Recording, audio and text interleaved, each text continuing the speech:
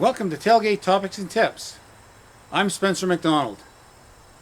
You know, most of us never think too much about carrying loose objects on the inside of our vehicle, either on the floor or on the seat. But if those objects have any real mass, they can turn into deadly projectiles in the case of an incident. In this episode of Tailgate Topics and Tips, we'll be discussing the hazards of storing loose objects or transporting loose objects in the passenger compartment of your vehicle. Recently in Delta, BC, a young woman was killed when the laptop computer that she was carrying in a backpack in the back seat of her car was propelled forward when she was involved in a relatively minor collision, and the laptop hit her in the back of the head. This was a completely survivable incident, except for the fact that there was a loose object that turned into a projectile that ultimately took the woman's life. This impact with loose objects inside of the vehicle is called a secondary collision. A secondary collision occurs after the primary collision when loose objects in the car or loose occupants of the car crash into each other and can cause serious damage and injury.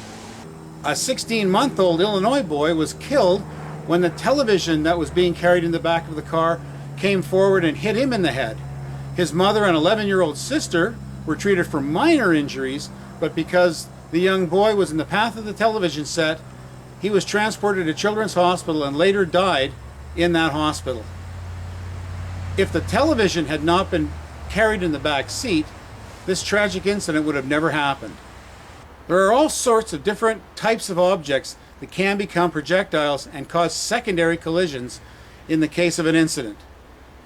In this situation, boxes of groceries came forward from the box of the pickup truck and the back seat of the pickup truck, causing the driver serious injuries when they were involved in this rear-end collision.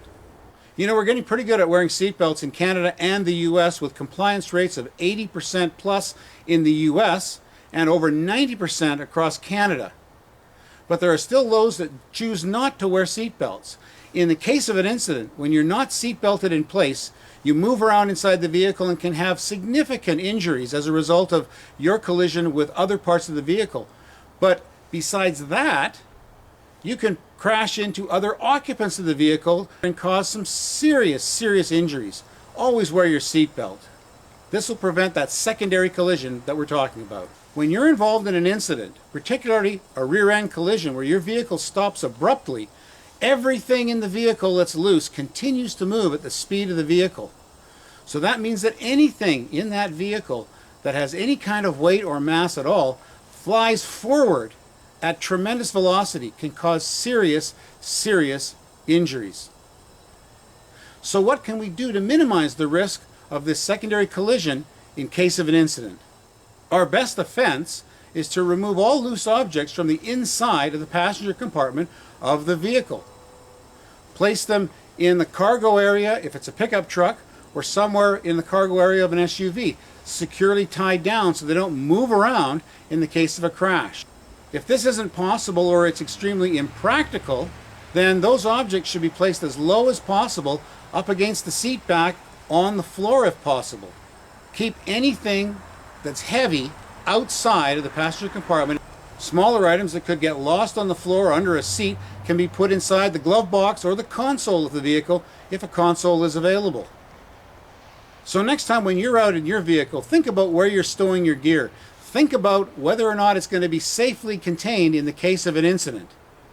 Let's stay safe out there and safely carry the equipment that we need to do our jobs. I'm Spencer McDonald reminding you, it's all about attitude.